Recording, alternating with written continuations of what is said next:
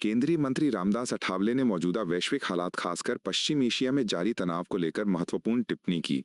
उन्होंने कहा कि अमेरिका के प्रेसिडेंट डोनाल्ड ट्रंप और प्रधानमंत्री नरेंद्र मोदी के बीच हाल ही में फोन पर बातचीत हुई है, जिसमें युद्ध की स्थिति पर चर्चा की गई। अठावले के अनुसार इस बातचीत से ये संकेत मिलता है कि आने वाले समय में युद्ध की स्थिति में ठहराव आ सकता है और हालात धीरे धीरे सामान्य हो सकते हैं। उन्होंने कहा कि भारत हमेशा से शांति और कूटनीतिक समाधान का समर्थक रहा है और अंतर्राष्ट्रीय स्तर पर भी यही संदेश देता रहा है। उन्होंने ये भी कहा कि इस तरह की उच्च स्तरीय बातचीत से वैश्विक स्तर पर सकारात्मक संकेत जाते हैं और संघर्ष को समाप्त करने की दिशा में कदम बढ़ते हैं।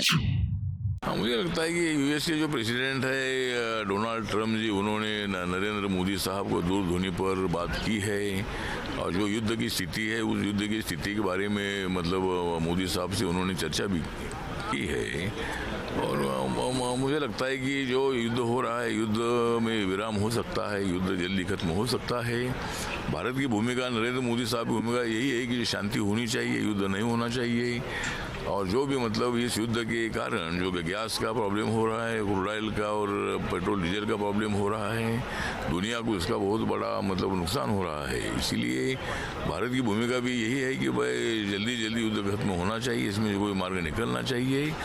और डोनाल्ड ट्रंप जी ने हमारे नरेंद्र मोदी साहब से जो बात की है बड़ी बात है, अच्छी बात है और मुझे लगता है कि बहुत जल्दी मार्ग निकलेगा। और माननीय नरेंद्र मोदी साहब अनेक देशों से बात कर रहे हैं और इसीलिए मुझे लगता है कि बहुत जल्दी शांति हो सकती है। पश्चिम बंगाल विधानसभा चुनाव से पहले AIMIM और जनता उन्नयन पार्टी के गठबंधन पर बीजेपी के प्रदेश अध्यक्ष समीक भट्टाचार्य ने सवाल उठाए। उन्होंने कहा कि असदुद्दीन ओवैसी का बंगाल में आना खुद में कई सवाल खड़े करता है। भट्टाचार्य ने आरोप लगाया कि TMC और कांग्रेस की बांटने वाली राजनीति के कारण राज्य का सामाजिक ताना बाना प्रभावित हुआ है। उन्होंने कहा कि इस तरह की राजनीति से समाज में तनाव बढ़ता है और विभिन्न समुदायों के बीच दूरी पैदा होती है। उन्होंने ये भी कहा कि बंगाल में हालात ऐसे हो गए हैं जहां हिंसा और असुरक्षा का माहौल बन गया है। उनके इस बयान से चुनावी माहौल और गर्म हो गया है और आने वाले समय में इस मुद्दे पर राजनीतिक बहस और तेज हो सकती है।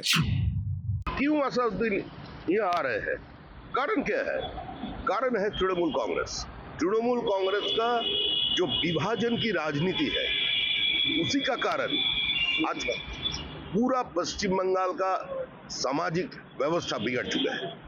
मर रहे हैं मुसलमान, मार रहे हैं मुसलमान, हिंदू देवी देवता के ऊपर आक्रमण हो रहा है। तो अभी पश्चिम बंगाल को जनता को सोचना चाहिए वो राम के साथ रहे या बाबर के साथ रहे, उसको सोचना चाहिए। और इतना हिम्मत हो गया, बाबरी मस्जिद बना रहे हैं। असल बात तो ये जो हुमायूं है वही तृणमूल कांग्रेस है और तृणमूल कांग्रेस ही हुमायूं कबीर है। ये प्लान बी है। ये दोनों मिलकर एक साजिश किया, तृणमूल कांग्रेस और हुमायूं कबीर वैस मिलकर, कि पश्चिम बंगाल के मुख्यमंत्री हुमायूं को बनाया जाए। हम बने तुम बने एक दूसरे के लिए, यही स्थिति है पश्चिम बंगाल। केंद्रीय मंत्री गिरिराज सिंह ने AIMIM प्रमुख असदुद्दीन ओवैसी पर तीखा हमला करते हुए कहा कि उनके दो अलग अलग चेहरे हैं। उन्होंने आरोप लगाया कि संसद के भीतर ओवैसी संविधान और कानून की बात करते हैं लेकिन बाहर उनका एजेंडा अलग नजर आता है। गिरिराज सिंह ने कहा कि ओवैसी के बयानों में इतिहास से जुड़े मुद्दों को उछाला जाता है जिससे समाज में भ्रम और विवाद की स्थिति बनती है। उन्होंने ये भी आरोप लगाया कि ऐसे बयानों से देश में कानून और व्यवस्था पर सवाल खड़े हो सकते हैं। उनके इस बयान से राजनीतिक माहौल और गर्मा गया है और AIMIM की ओर से प्रतिक्रिया आने की संभावना है। देखिए, ओवैसी साहब के दो चेहरे हैं। एक चेहरे जो संविधान के कानून के चेहरे लेकर के सदन के अंदर बोलते हैं, बाहर में उनका एजेंडा गजवाए हिंद, अकबर, बाबर, आक्रांता, ये लोग उसी उद्देश्य से जी रहे हैं कि भारत में हम शरिया कानून कब लागू करेंगे। इनकी जुबान नहीं खुलता कि उत्तम नगर में होली के समय निर्दोष हिंदू लड़कों को घर में घुस करके मार दिया मुस्लिम समुदाय ने। वहाँ ये नहीं जाएंगे, वहाँ इनकी जुबान नहीं खुलेगी। लेकिन भूले नहीं, समय का चक्र, घड़ी का चक्र बदल रहा है। अब देश का सनातनी भी जग चुका। बिहार बीजेपी अध्यक्ष संजय सरावगी ने आरक्षण और धर्म परिवर्तन को लेकर महत्वपूर्ण बयान दिया। उन्होंने कहा कि भारत का संविधान अनुसूचित जाति के लोगों के लिए कई विशेष प्रावधान करता है, जिनमें आरक्षण और अन्य लाभ शामिल हैं। सरावगी ने कहा कि सुप्रीम कोर्ट का हालिया फैसला इस संदर्भ में सही दिशा में उठाया गया कदम है। उन्होंने कहा कि यदि कोई व्यक्ति अपना धर्म बदलता है तो उसे उन विशेष लाभों का अधिकार नहीं मिलना चाहिए जो संविधान ने एक विशेष वर्ग के लिए निर्धारित किए हैं। उनके अनुसार यह फैसला सामाजिक न्याय और संवैधानिक व्यवस्था को बनाए रखने के लिए जरूरी है। सुप्रीम कोर्ट का उच्चतम न्यायालय का सही फैसला है। अगर आप अनुसूचित जाति में जन्म लिए हैं तो उसके लिए भारत के संविधान में बहुत सारी व्यवस्था की गई है। आरक्षण से लेकर कई तरह की सुविधाएं दी गई। तो सुप्रीम कोर्ट का सही निर्णय है कि आज पूरे देश में लोग धर्मांतरण करा रहे हैं। तो अगर आप हिंदू धर्म को छोड़कर ईसाई या इस्लाम धर्म अपनाते हैं तो आपको सुविधा नहीं मिलेगी। ये सही निर्णय है। तेलंगाना में बीजेपी प्रवक्ता टीआर श्रीनिवास ने वोट बैंक राजनीति और तुष्टीकरण के मुद्दे पर चिंता जताई। उन्होंने कहा कि जब राजनीति में वोट बैंक की सोच हावी हो जाती है तो नीतियां संतुलित नहीं रह पाती। उन्होंने कर्नाटक का उदाहरण देते हुए कहा कि वहां हेट स्पीच बिल जैसे फैसले इसी राजनीति का परिणाम है। श्रीनिवास ने कहा कि तेलंगाना में भी इसी तरह की स्थिति बनती नजर आ रही है। उनके अनुसार इस तरह की राजनीति से समाज में विभाजन बढ़ता है और प्रशासनिक फैसलों पर भी असर पड़ता है। उनके इस बयान को राजनीतिक रणनीति और राज्य की नीतियों पर टिप्पणी के रूप में देखा जा रहा है। जब वोट बैंक परवान चढ़ता है, तुष्टीकरण का पैमाना छलकने लगता है। यही हाल कर्नाटक में हुआ है। जो हेट स्पीच का जो बिल था, और यहाँ पे भी वही हो रहा है। जो कर्नाटक कर रहा है, जो यहाँ पे वही होने वाला है। और इसके पीछे कांग्रेस की एक ही मंशा है कि 80-20 की राजनीति है। कैसे देखा जाए, ये उनकी तुष्टीकरण राजनीति आगे आए और इलेक्शन के टाइम में, क्योंकि हम सबको पता है तेलंगाना में जीएचएमसी के इलेक्शन होने वाले हैं। उनको ये 20% के जो वोट बैंक है उनको बहुत ही ज़रूरत है और ज़रूरी उनको चाहिए। तो जिस तरह से ये हेट स्पीच का बिल लेके आ रहे हैं, मैं तो यही कहूँगा कि जब यूपीए के टाइम में कम्युनल वायलेंस बिल था, उसी को उन्होंने वर्जन 2.0 करके इनको बैकडोर से एंट्री लेके आए हैं। कुछ नहीं है। यहाँ पे हिंदुओं को प्रताड़ित करना है और ये दिखाना है कि कांग्रेस वो अपने वोट बैंक के लिए कुछ भी करेगा। कांग्रेस सांसद सप्तगिरी शंकर उलाका ने पश्चिम एशिया में जारी संघर्ष को लेकर बातचीत और कूटनीति पर जोर दिया। उन्होंने कहा कि इस संकट का समाधान केवल एक पक्ष से बातचीत करके नहीं निकाला जा सकता। उलाका ने कहा कि अमेरिका के साथ साथ ईरान से भी संवाद शुरू करना जरूरी है ताकि संतुलित और स्थायी समाधान निकाला जा सके। उन्होंने ये भी कहा कि युद्ध किसी भी समस्या का स्थायी समाधान नहीं होता और इससे केवल नुकसान ही बढ़ता है।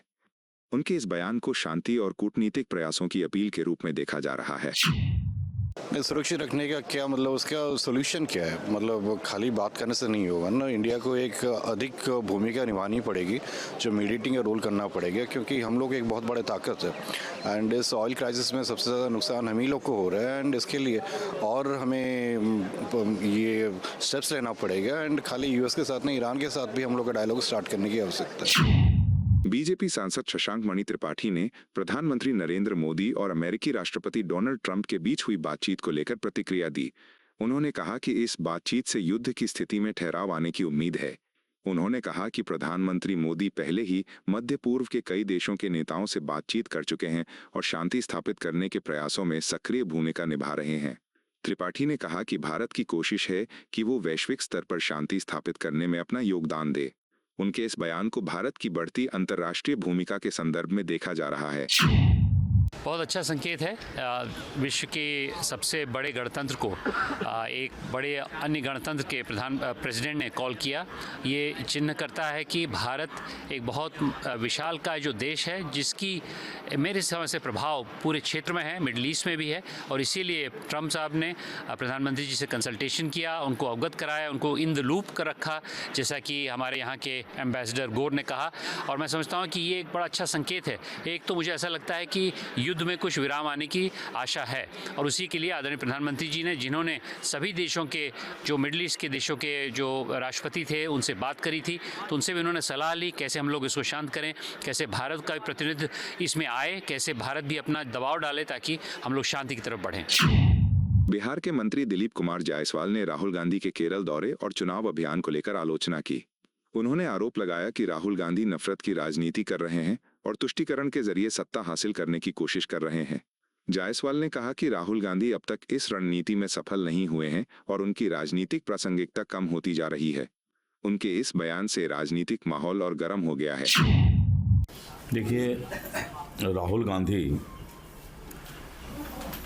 केरल में आज तक नफरत का माहौल बनाने का प्रयास किए, और जिस तरह से वहाँ पर तुष्टीकरण की राजनीति करके और सत्ता में काबिज होने का प्रयास करते हैं, लेकिन आज तक सफल नहीं हो पाए।